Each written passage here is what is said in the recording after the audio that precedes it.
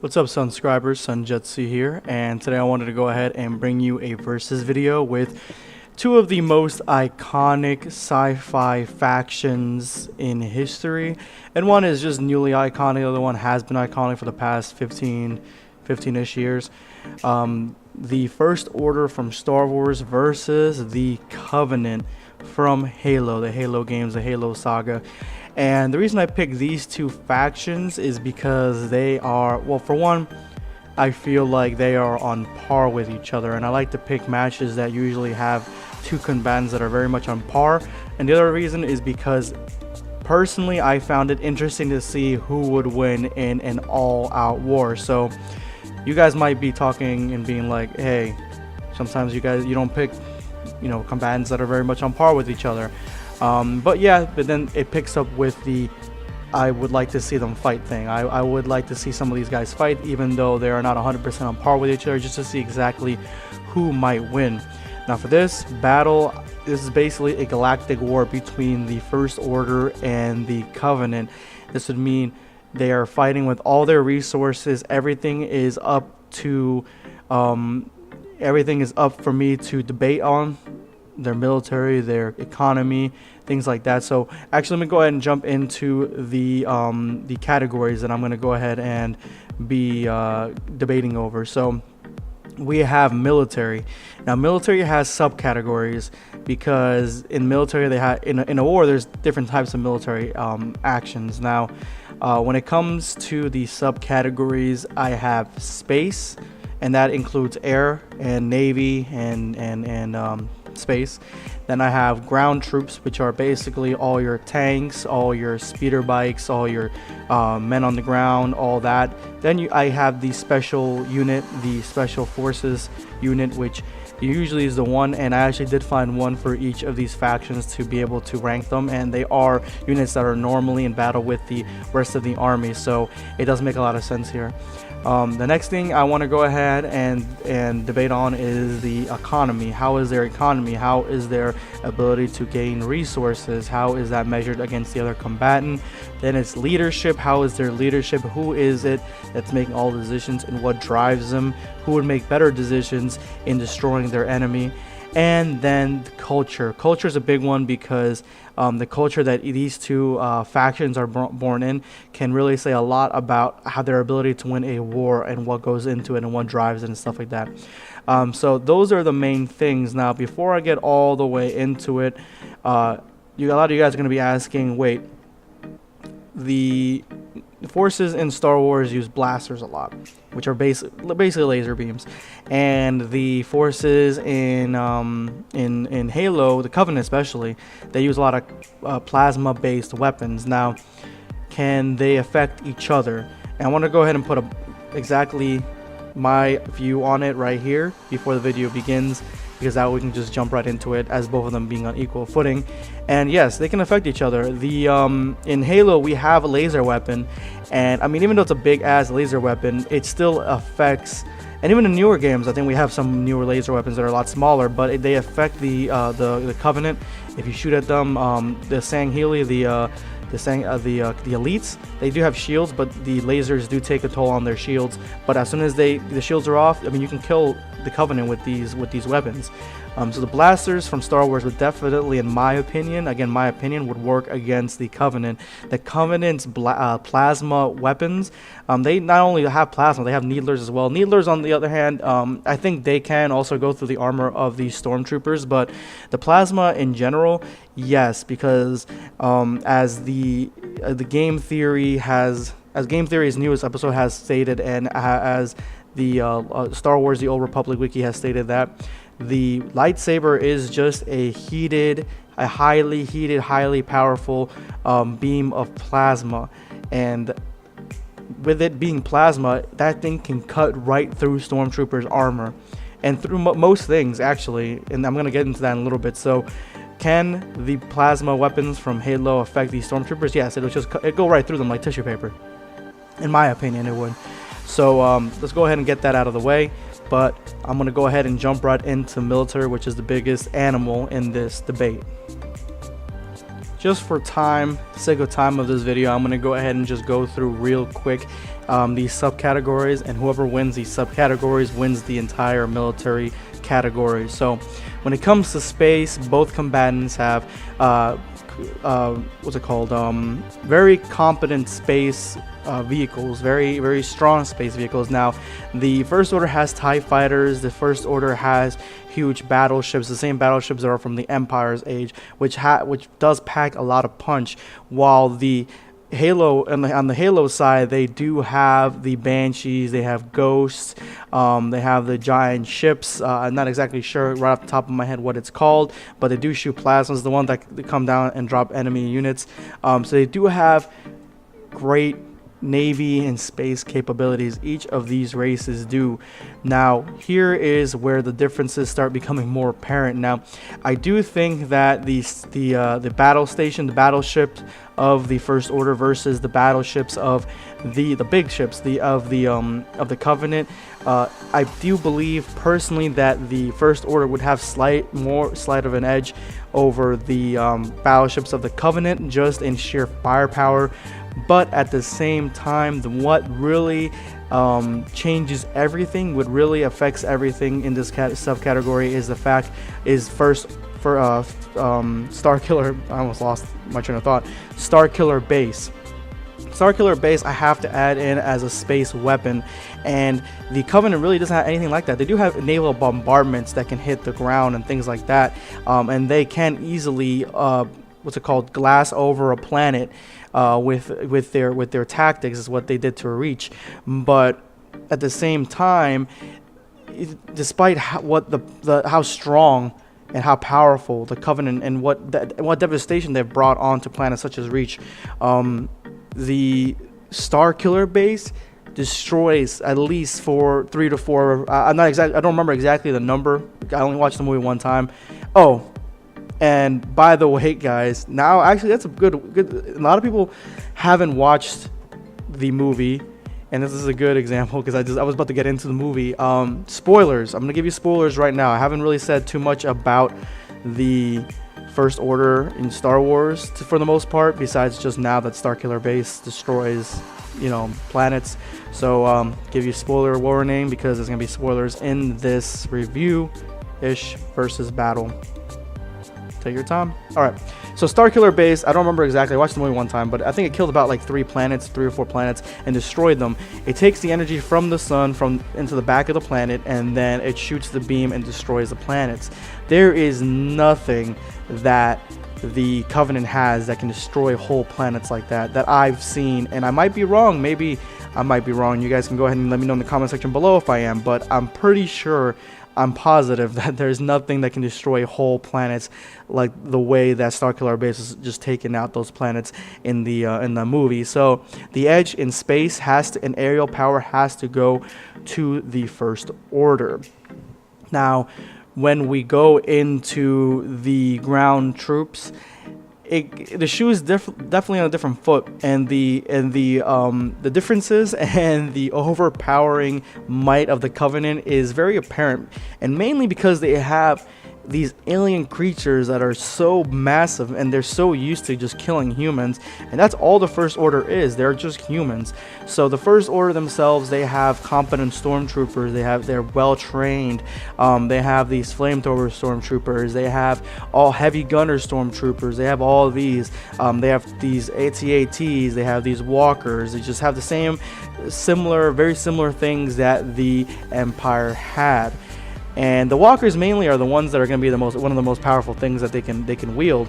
The Covenant only really has these crawlers for the most part that I can remember when it comes to their ground combat. Now, when it comes to man versus man, the Covenant it just wins out 100%. The elites themselves are just killing machines. They're just so massive, so big. They could throw men to throw men into the wind and watch them just go flying like ragdolls. They are a power to be dealt with because the elites are so big, they're so brutish. They have plasma weapons that can just cut right through the stormtrooper armor. They have energy swords that can cut right through stormtroopers. It's plasma. They can cut right through stormtroopers. They have the energy shields that do take some punishment, but but since the stormtroopers really only have laser weapons or blasters, and the Covenant, for the shield to go all the way down, you need to charge up one of those plasma pistols, and then it goes all the way down. So plasma weapons will take down the shield very effectively when it comes to the elites. But these laser weapons, I mean, they'll take them down over time, but they're not going to be as effective. So you have the armor of the elites. The grunts, on the other hand, the grunts are still going to be formidable against the stormtroopers for the most part because they have these plasma pistols that will cut right through the stormtrooper armor. But then again, they don't have shields, so the lasers will do some will affect them similarly, and probably will kill the majority of them. Then you have jackals, which are also they don't have any armor. They don't have the absorbing armor. They don't have the high-end armor, the energy shields, but they are snipers. They can shoot from a long while away, so they can shoot. I'm not exactly sure if they have laser shot or plasma. I'm assuming it's plasma because I think most of the Covenant's weapons are plasma. But then you have that. Then you have the hunters, which you have to kill them right in the back. So the First Order would have to go through multiple engagements before they figured out that, oh yeah, you have to shoot the hunters in the back to kill them. So you have that. Then you have the brutes, which I mean, you see later on in the actual mythos of the Covenant. I mean, they are revealed. I think in Halo 2, I think they were revealed. So you have them, and they aren't anything easier to deal with. They're just giant apes, and that have huge hammers. They're very strong, and they also some of them also have shields. So just when it comes to ground combats, the First Order would literally be overwhelmed. I mean, you could say that the First Order might have more men. I don't know. That's just me. That's a speculation. That's not a fact. I didn't really check up on how many men each force can wield, because in this war that would basically be a war of attrition, it wouldn't really matter. So I don't know. I mean, they could wield more men, but at the same time, just the overwhelming might of the Covenant ground troops would win. Then, so the edge goes to the Covenant. Then we have the special units. Now the special units, the special combatant that I picked for the Covenant is the Arbiter. The special combatant that I picked from the First Order is Kylo Ren. Now, versus each other, I mean, you would think the Arbiter would have the edge. He's got a shield that protects his body. He's got the energy shield. He's got the plasma sword, or the energy sword, which is the plasma sword. When arbiters are picked, is because they are either war heroes or they are the best of the elites, and so he is a highly trained combatant and probably has a ton of experience. And at the same time, he is huge. They are elites. They are way bigger than men. They are way stronger than men. And we have Kylo Ren. From the time we see him in the movie, he's already experienced, he's already seasoned, he's been in battles. Not against other Jedi, from what we know, not against other Sith, from what we know. I mean, well, they mention that he killed off all of Luke Skywalker's school of Jedi. I mean, so, okay, yeah, so he has a little bit of experience fighting Jedi, but I'm assuming those are like students of Jedi. Those are Padawans, basically. They're not very well trained, so doesn't have much experience fighting like many Jedi. He doesn't have much experience fighting great lightsaber users and Force users, but he does have experience killing rebels or resistance fighters and fighting and slaughtering people and being in war. So he has some combat hardiness to him. Kylo Ren has his Force powers, which are strong enough to stop blaster bolts in their path and keep them there for a very long time, suspended. I've said it before in my Kylo Ren vs. Anakin video. I believe Kylo Ren's Force abilities are extremely powerful. They are very strong. He's very in tune with his Force abilities. Compared to his lightsaber play, what we've seen, he is alright with his lightsaber play, but he did get beat by Finn, and not Finn, but he got weakened by Finn. And you can say that he got blasted by Chewbacca's blaster and he was weakened or whatever. That is true, but he basically wore out by Finn, who never really played with a lightsaber before, besides the battle right before that. And then Rey, who's never touched a lightsaber before, he got beat by her. So, yeah, he's not the best at lightsaber play, but he is very good in the Force, and he is very strong. He took a blaster bolt from Chewbacca's blaster, who throughout the entire movie we've seen just blowing people away, and he just basically dropped to one knee and he kept going. He used the pain to his advantage, and he still fought 2 mediocre lightsaber duelists. He lost to one, but still, we could say that he's pretty strong. When it comes to this fight, I really wanted to go ahead and use them at their best, at their most powerful. So with Halo 2, with the Arbiter, it would be probably Halo 2-ish era, Halo 2, and then with Kylo Ren would be from the movie. And I really looked at it, and I have to give the edge to Kylo Ren as being the better special unit. Now, here's the reasons why. Kylo Ren, he has been trained in the art of swordplay, and so have the elites. So that right there, I could even argue the elites are probably a little bit better, because Kylo Ren really still was learning, and the elites have been in many battles. And even before he becomes an Arbiter, he probably used that energy sword to fight, and it even showed in some of the extra footage, extra what's it called, the one where it has all the cartoons or whatever, Halo Legends. It showed that they fight with these swords on their own planet. So he does have more training than a little bit more training than Kylo Ren when it comes to sword play. Now, his energy sword has a limit. It only has a limit of a couple slashes, and then it turns off. While Kylo Ren, we've seen go for more than that with Finn and Rey. He goes far more than that when it comes to lightsaber, with a lightsaber fight. So his lightsaber would be still good, while Kylo Ren's lightsaber would wear. Arbiter's lightsaber would wear out at some point.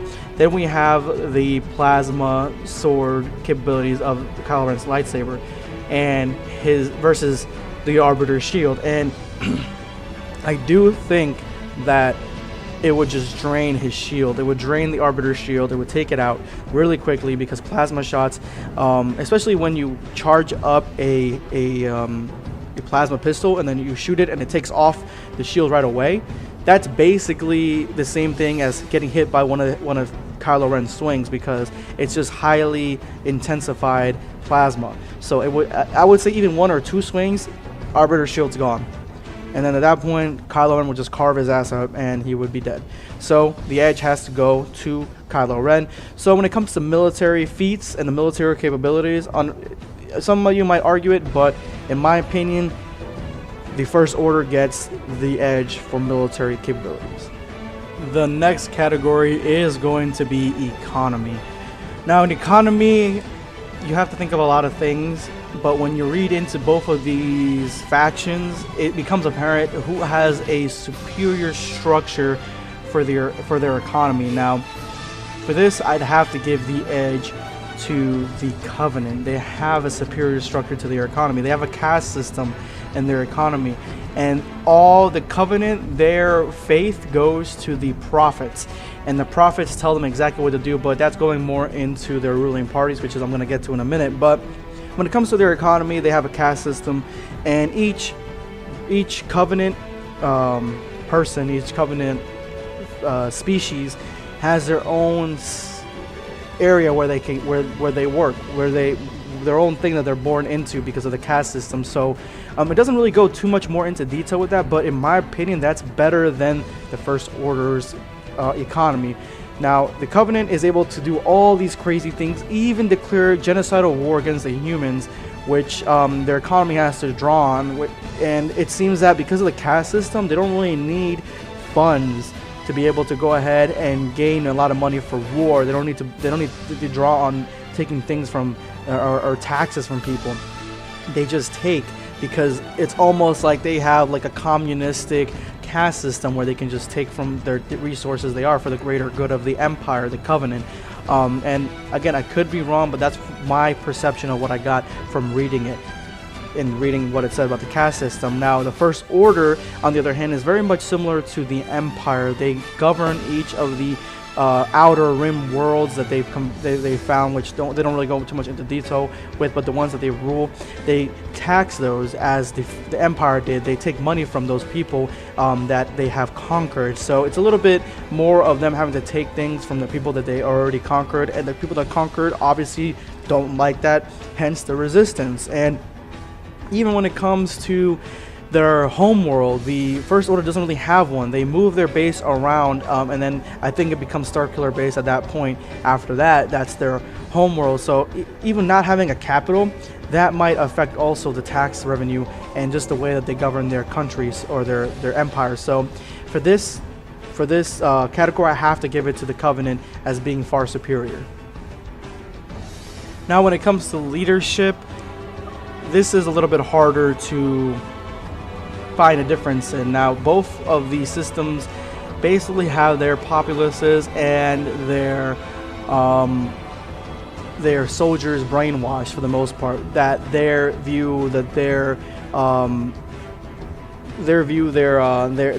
outward view on the other faction, the enemy, is the right one. Even so, all the way to the First Order being able to destroy planets with Starkiller base, and General Hux giving a speech and everyone's up along with it, and they destroy planets of the New Republic, and that's okay with them. On the other foot, it goes with the Covenant, that the prophets are able to brainwash, even though they don't really know, brainwash the Covenant into believing that starting up the Halo rings and destroying the universe, Ascendance. Basically, they don't know they're destroying the universe, but Ascendance is their main goal, and they need to genocidally just kill all the humans, because that's just, they need to do that. They need to kill all those humans. So both have basically very similar tendencies, but when it comes to their objectives and winning objectives, I have to give it to the Covenant again. The First Order, though we don't see them too much, or that we don't see too much into them because it's just one movie. I'm really basically one huge lore against one movie. But well, from what we know from the First Order is that they have conquered many worlds. It seems like they're winning, and at the same time they are being taken out by the Resistance. The Resistance is still fairly strong in the First Order, and the New Republic, up until they destroy the planets, is fairly intact. So, and when they describe the First Order in a lot of the things, it says that they're just a remnant of the Empire. So with that said, they are far smaller than the Empire was. So when it comes to military perspective and just leadership, it doesn't seem like the First Order has been able to complete most of its objectives very easily. Even in the movie, there's a lot of times where Finn and Rey just get away. They haven't completed their objectives. Now the Covenant has failed many times, especially with Master Chief, but at the same time, literally they almost genocidally murdered all of humanity. They've gone to Earth, they killed all the other systems, they killed all their humans. They've gone to Earth, they're about to destroy it. They're about to start the Halo rings. They're farther along in their objectives, in their leadership, than the First Order, and that's the reason I have to give it to the Covenant as the ones who have better leadership, slightly better leadership than the First Order does.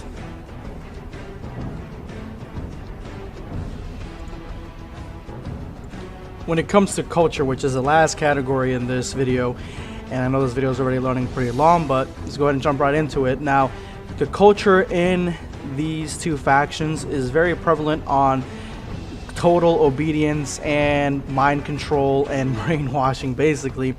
So for this category, I have to give it a wash. There is no edge between these two cultures. They're very similar, even though they're worshiping two different things. Now, the culture in the First Order worships and idolizes the Empire and is being brainwashed since they were little kids, into believing that what they are doing is correct, what they are doing is right.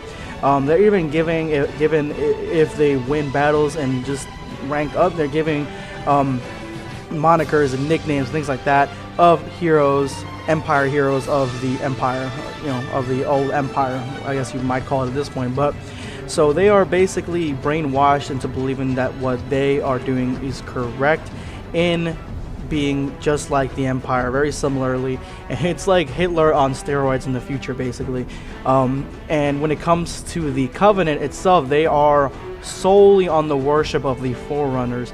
everything has to do with the Foreigners. They add new species to their covenant, but as long as they pledge allegiance to the Forerunners, almost every, well, I would say every covenant in their empire has a job, and everything is given. Everyone's given a job, and everyone's given employment, as long as they are able to worship the Foreigners, or as long as they worship the Foreigners. So when it comes to their cultures, they are both brainwashed.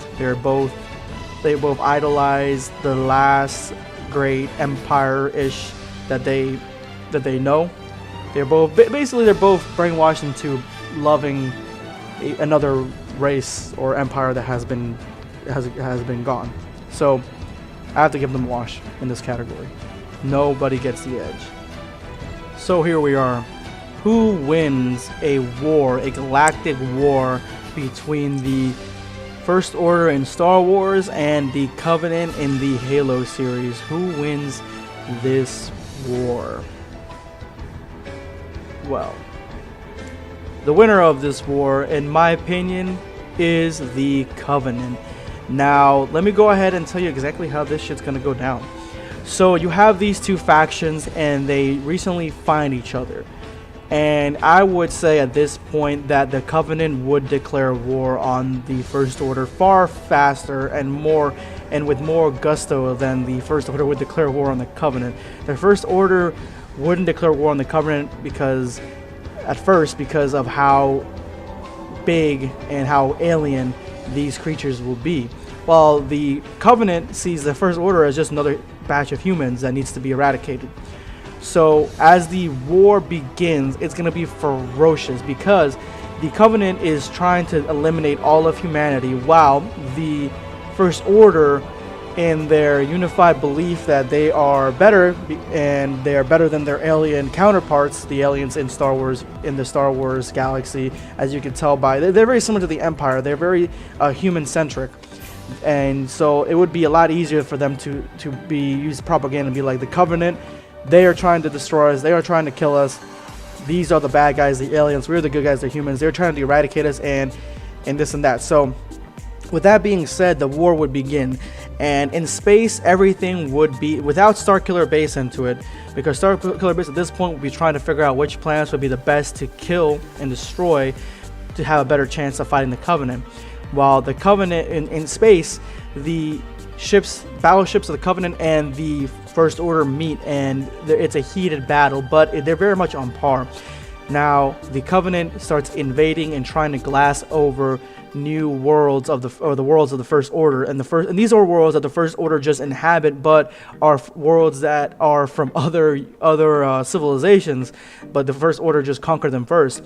So when they destroy these worlds, and invade them, the populace of the First Order, instead of being, oh, the First Order, they're the ones that are, the enemy, or they're the ones that they took over and they took over all our stuff, they're going to be like, oh wait, they are protecting us because the Covenant are killing all of us, like they're destroying all of us. So that would actually help in the economy and boost up the First Order's capabilities of fighting with one voice and one force into the fray. But when it comes to ground combat, the only real thing that's saving the engagements that the First Order is going to be in is if Kylo Ren is in those engagements. But even then, Kylo Ren will have a hard time fighting off as many Covenant as there are, or as many elites as there are. He has to focus on elites, because the elites themselves have the shields, have these shields that only really Kylo Ren can take down really easily. So Kylo Ren would basically be Master Chief for the humanity in this aspect. So whatever, and as we've seen with the battles that Master Chief has been in against the Covenant, even though the Covenant has been overwhelming in killing the humans, the Master Chief really is able to do many objectives and things by himself. So Kylo Ren would be basically Master Chief in this war. Now it keeps getting gritty, it keeps getting more ferocious, and each one starts demonicifying, basically making the other side look really, really bad and evil because of what they're doing.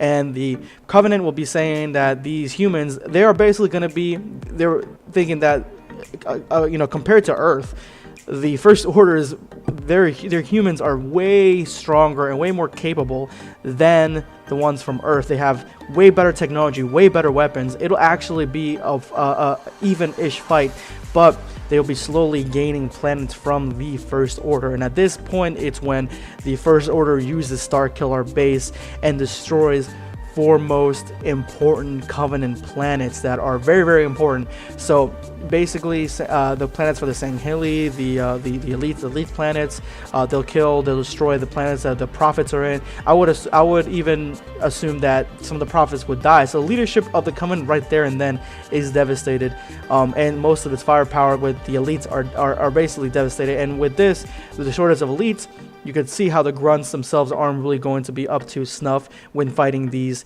stormtroopers and fighting these guys. So the Covenant is not really, basically I'm seeing this as more probable than the Covenant being able to ward against these attacks, because they're not going to even really know about Starkiller Base for the most part. They're not going to be able to prepare for it, because Starkiller Base is so far ahead in technology than even the Covenant is, that they'll see the First Order and be like, oh, they're lower than us, this and that. But then when they're not going to expect Starkiller Base, because Starkiller Base is way more powerful than for some reason the First Order has this technology, but it's way more powerful than the ordinary First Order unit. So that's going to happen. So this is where it could have gone either way. It could have gone with the First Order. They could have won this.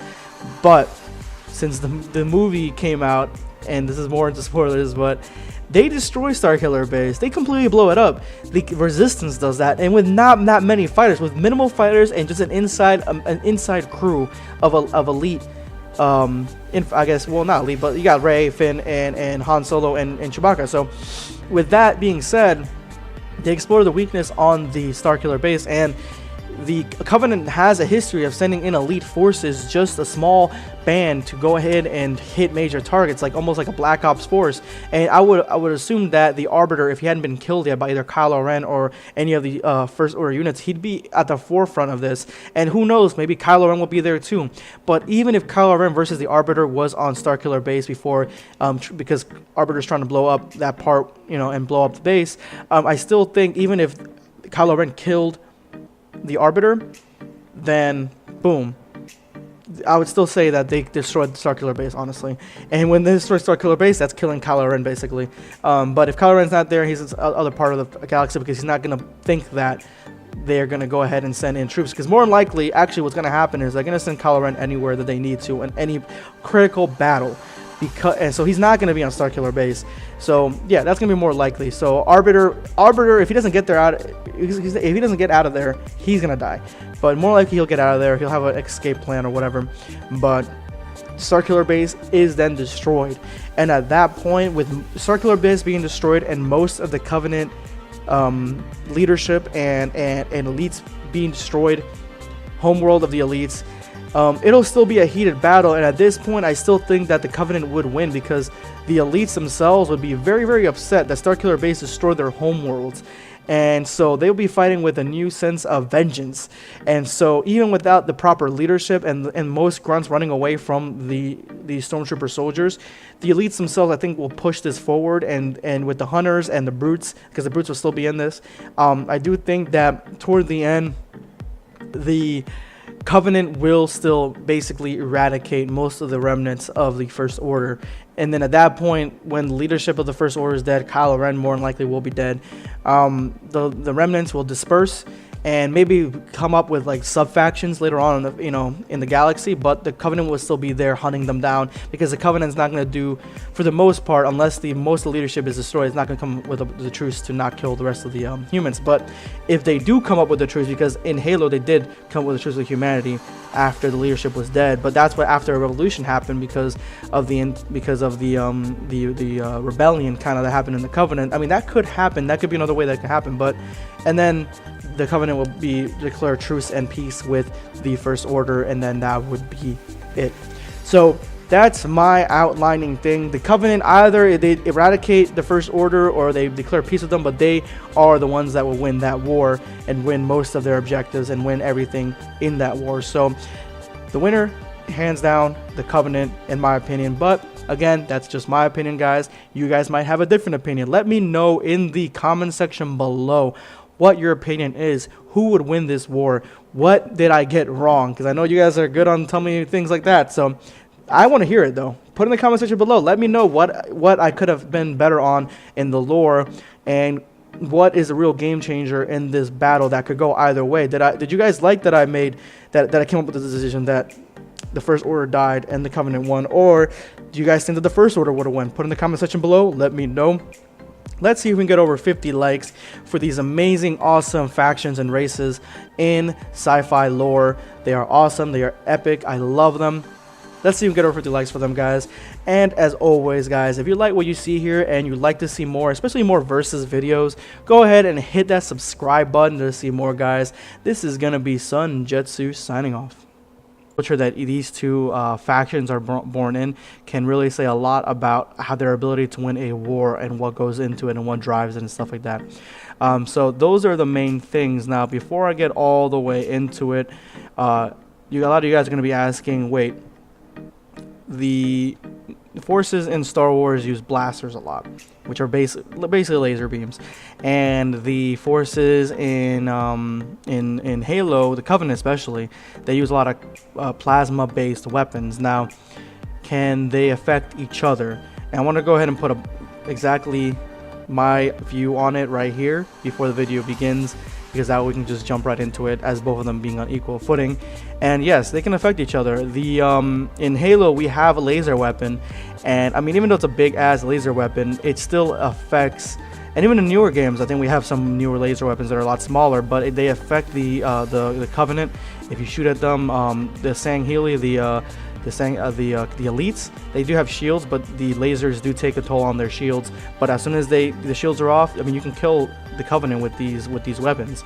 So the blasters from Star Wars would definitely, in my opinion, again my opinion, would work against the Covenant. The Covenant's plasma weapons, they not only have plasma, they have needlers as well. Needlers, on the other hand, I think everything is up for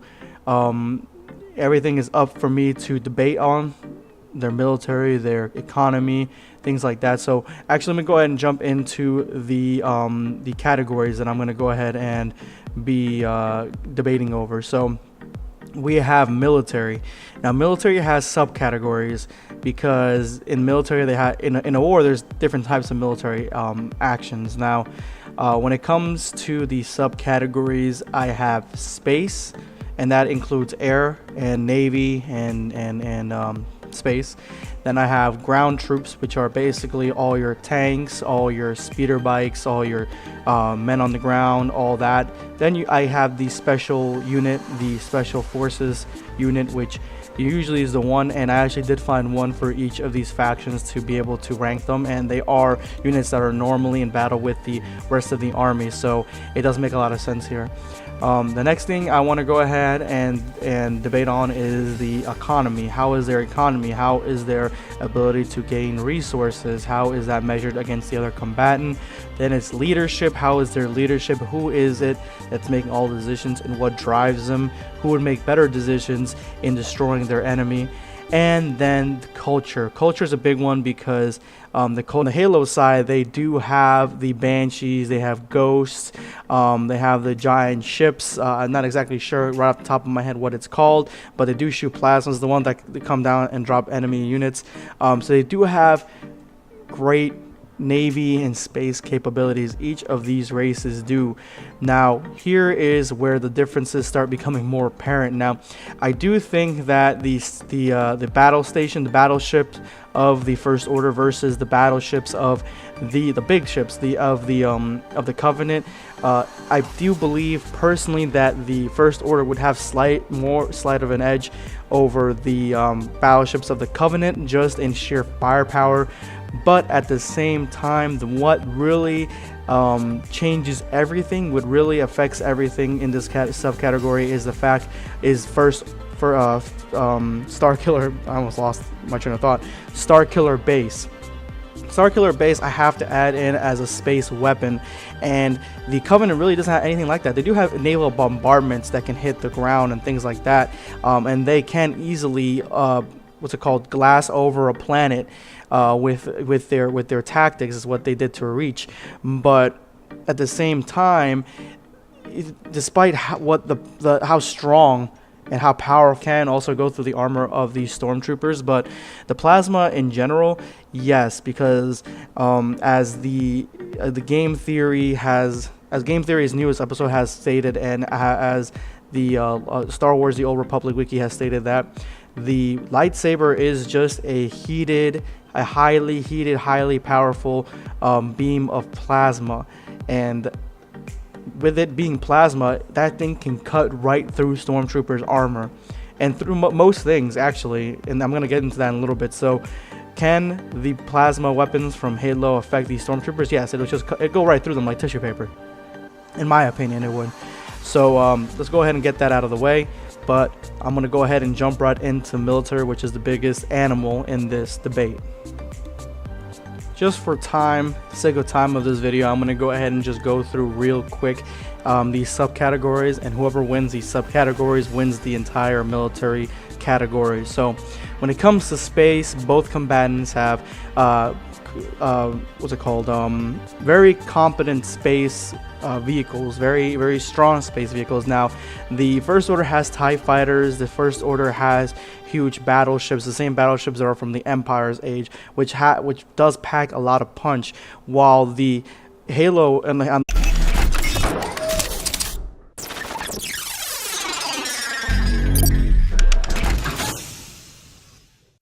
What's up, subscribers? Sunjutsu here, and today I wanted to go ahead and bring you a versus video with two of the most iconic sci-fi factions in history, and one is just newly iconic, the other one has been iconic for the past 15-ish years. The First Order from Star Wars versus the Covenant from Halo, the Halo games, the Halo saga. And the reason I picked these two factions is because they are, well, for one, I feel like they are on par with each other, and I like to pick matches that usually have two combatants that are very much on par. And the other reason is because personally I found it interesting to see who would win in an all-out war. So you guys might be talking and being like, hey, sometimes you don't pick, combatants that are very much on par with each other. But then it picks up with the I would like to see them fight thing. I would like to see some of these guys fight, even though they are not 100% on par with each other, just to see exactly who might win. Now for this battle, this is basically a galactic war between the First Order and the Covenant. This would mean they are fighting with all their resources,